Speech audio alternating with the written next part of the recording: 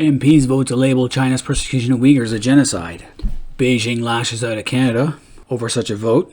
And Trudeau refuses to say genocide. He has zero credibility on China. This is the Great White North Report.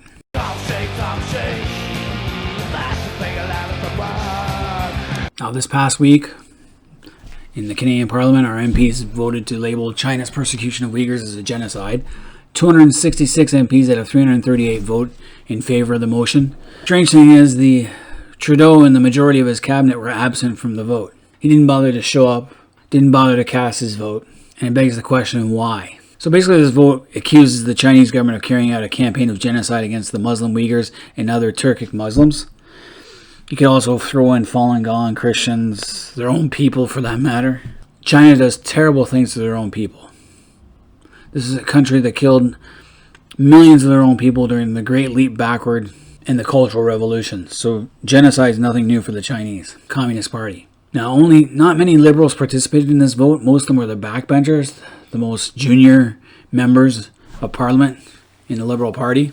They had a chance to vote, and all of them were in favor of the conservative motion that says China's actions in the Western Xinjiang region meet the definition of genocide set out in the 1948 United Nations Genocide Convention.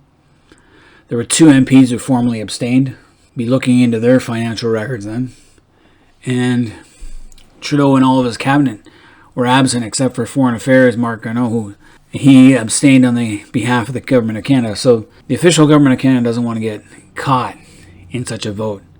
The motion also called for our government to lobby the International Olympic Committee to move the 2022 Winter Games out of Beijing. And this is passed over the strenuous objections of Chinese Ambassador to Canada, Kong Peiwu, who denounced the vote as meddling in China's internal affairs. Like China doesn't meddle in our internal affairs. Oh no.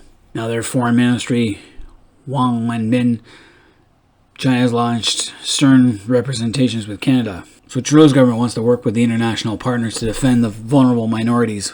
And once again, to repeat our call for transparency and credible international investigation in response to allegations of genocide. That'll never happen in China. He knows that. Everyone knows that. Talk his way out of it. Sorts of things. We have been, first of all, on determinations of genocide. The principles of international law and the international community in general, I think rightly, takes very, very seriously the label of genocide and needs to ensure that when it is used, it is clearly and properly justified and demonstrated so as not to weaken the application of genocide in situations in the past. And that's why it's a word that is extremely loaded and is certainly something that we should be looking at in the case of the Uighurs. And I know the international community is looking very carefully at that, and we are certainly among them, and we will not hesitate from being part of the determinations around these sorts of things. We have been consistent in our concerns and our condemnation of human rights violations around the world, including situations in Hong Kong and in Xinjiang and elsewhere.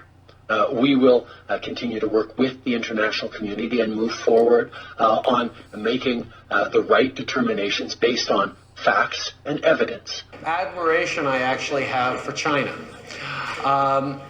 because their basic dictatorship is allowing them to actually turn their economy around on a dime and say, well, we can't figure this out ourselves. Everyone's known for the last 5 years. Now, the conservative foreign affairs critic Michael Chong said the evidence of China's crimes is overwhelming. Survivor testimony, satellite images, video documents, and media reports from all over the world. And the moral clarity is there. We can no longer ignore this. We must call it for what it is, a genocide. And it is. I'm surprised the Muslim world has not taken up arms against the Chinese for this one. Then we got our Bob Rae, Canada's ambassador to the United Nations, called on the United Nations in November to investigate whether China's persecution of ethnic Muslims constitutes genocide. Well, China's on that board. They're on that committee who decides these things. And you think they're going to denounce themselves? I highly doubt it. So Bob Rae is wasting his time. Well, Trudeau and his cabinet are reluctant to use the word genocide because they don't want to piss the Chinese off even more. Well, it's time to step up to the plate there, Trudeau, and show some balls, like your stepfather did against the FLQ. This will make tensions between Canada and China rise, as it will. And leading up to the Winter Olympic Games, you really think we want to send our athletes there when they could easily be detained? Maybe that's what we need. We need Connor McDavid and Sidney Crosby to be detained in China, just so that Canadians get riled up to the point where they're demanding action and Trudeau's hand is forced. Because no one has ever heard of Kovrig and Spavor, but Connor McDavid and Sidney Crosby are two names. Hell, send Wayne Gretzky there and see what happens, or Don Cherry. That'll get Canadians riled up. So as expected, Beijing lashes out at Canada over the Uyghur genocide vote, and we'll see what moves they do to punish us. They'll probably block more of our trade exports, which is no big deal because we'll just sell it to a third country who will sell it back to China at a higher price. And in fact, we should be joining up with Australia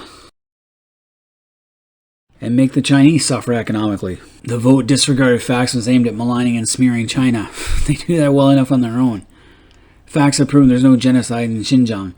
No, they just call it re-education camps as a clever way to cover up what they're doing. This is a country that killed millions of their own people. A country and a regime that killed millions of their own people and sent millions more to re-education camps. They don't care.